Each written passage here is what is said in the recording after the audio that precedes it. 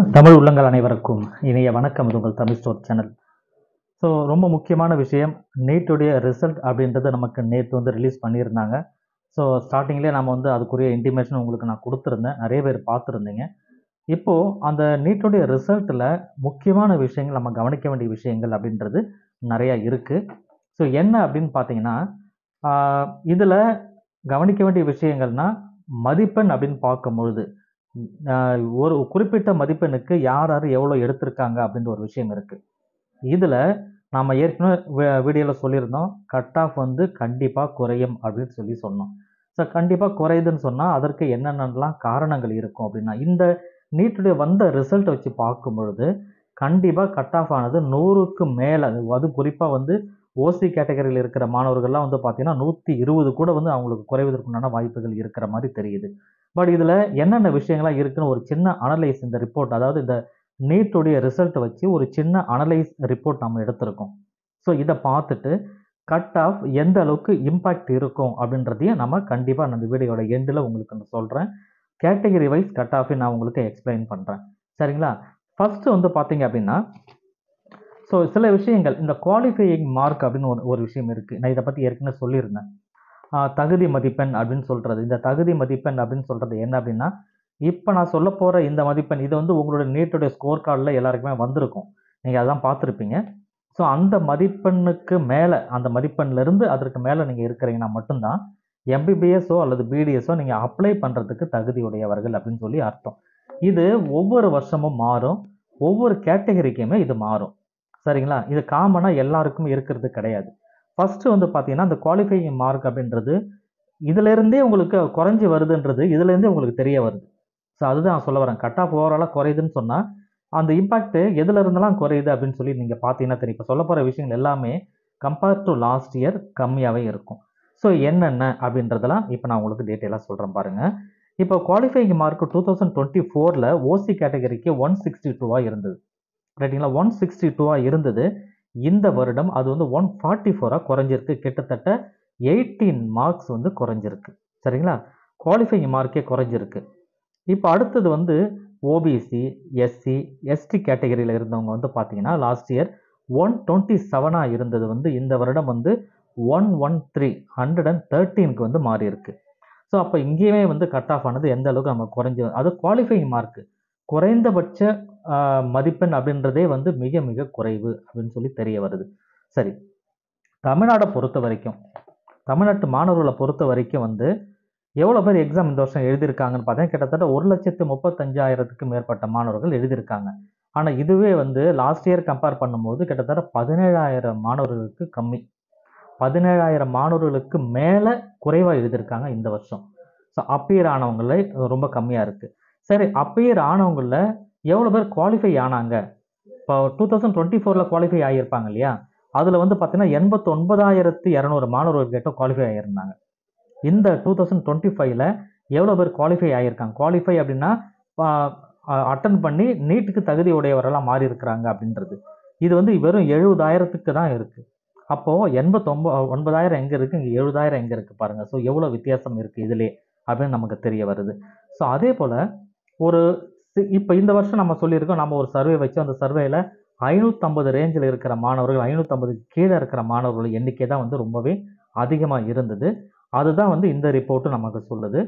600க்கு மேலே மதிப்பெண் எடுத்தவங்க அப்படின்னு சொல்லி பார்க்கும்போது இப்போ 2022லாம் வந்து கிட்டத்தட்ட நமக்கு 21,100 மாணவர்கள் கிட்ட இருந்தாங்க.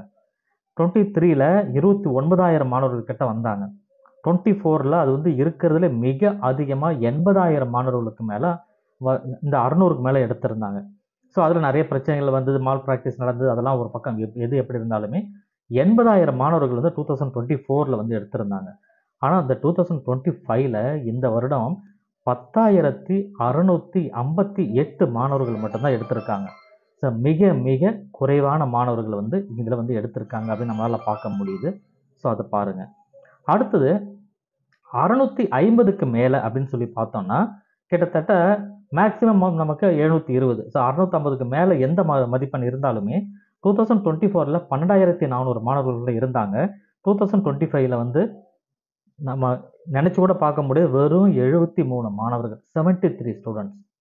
அப்போது 12,000 எங்கே இருக்குது, 73 எங்கே இருக்குது. இது வந்து பார்த்தீங்கன்னா 650க்கு மேலே. அப்போ இங்கே ஃபஸ்ட்டு மார்க்கே நமக்கு என்ன தெரியும் உங்களுக்கு, கிட்டத்தட்ட இந்த வருஷம் நமக்கு ஃபஸ்ட்டு மார்க்கு என்ன தெரியுங்களா, 686. இதுதான் ஃபஸ்ட்டு மார்க்கு. போன வருஷம்லாம் வந்து 720 எடுத்திருந்தாங்க. ஹையஸ்ட் மார்க் என்ன 720. அந்த 720 தான் ஃபஸ்ட்டு மார்க்காக இருந்தது. இந்த வருஷம் வந்து 686. இதனுடைய டிஃப்ரென்ஸ் பாருங்கள் எந்த அளவுக்கு குறைஞ்சிருக்குன்னு சொல்லிட்டு.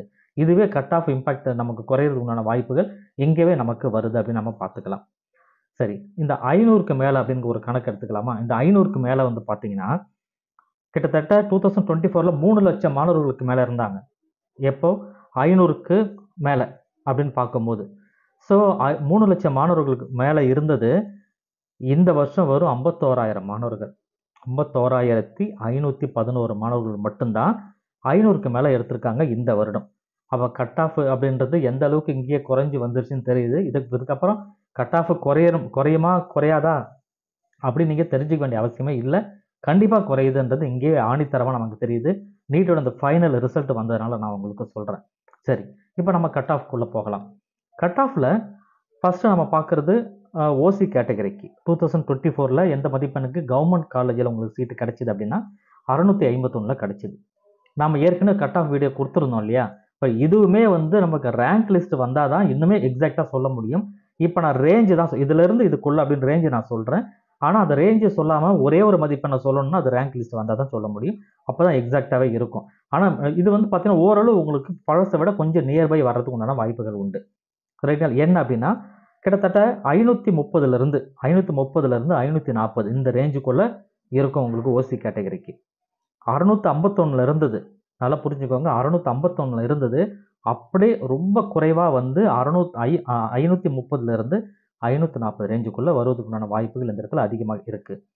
பிசி கேட்டகரிக்கு 620 லாஸ்ட் இயர் கிடச்சிது கவர்மெண்ட் காலேஜில். 620ல் இருந்தது வந்து பார்த்தீங்கன்னா இந்த வருஷம் 493. அதிலிருந்து கிட்டத்தட்ட 500 தான். 495லேருந்து 500 வரைக்கும் கூட வச்சுக்கலாம். ஸோ ஒரு 5 மதிப்பெண் வித்தியாசத்தில் இருக்கும். பிசிஎம்மில் லாஸ்ட் இயர் 612 கிடச்சிது. இந்த வருடம் 480லேருந்து 490 ரேஞ்சுக்குள்ளே இருப்பதற்குண்டான வாய்ப்புகள் அதிகமாகவே இருக்கும்.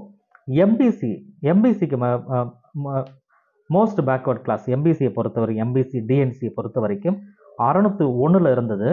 இந்த வருடம் 480லேருந்து 485 அல்லது 486 அந்த ரேஞ்சுக்குள்ளே வரும். எஸ்சி கேட்டகரியில் வந்து 536 இருந்தது லாஸ்ட் இயர். 536ல் கிடச்சிது. இந்த வருஷம் அப்படியே குறைஞ்சி 430லேருந்து 435 438க்குள்ளே வரும். எஸ்சிஏ கேட்டகரியை பொறுத்த வரைக்கும் 463 லாஸ்ட் இயர் இருந்தது.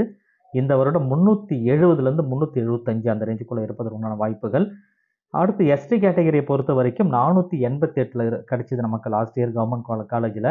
இந்த வருடம் வந்து 374 75 அந்த ரேஞ்சில் இருந்து 380 அதிகபட்சம் 390 இதற்குள்ளே வந்து வருவதற்குண்டான வாய்ப்புகள் அதிகமாக இருக்குது. இப்போது நீட்டோடைய ரிசல்ட் வந்ததுனால உங்களுக்கு நீங்கள் அவங்கவுங்க மதிப்பெண் என்னன்றது உங்களுக்கு எல்லாருக்குமே தெரியும். இப்போ நான் சொன்ன ரேஞ்சுக்குள்ளே நீங்கள் இருக்கீங்களான்னு பார்த்துக்குங்க. இருந்ததுன்னா உங்களுக்கு கவர்மெண்ட் காலேஜ் தாராளமாக கிடைக்கும்.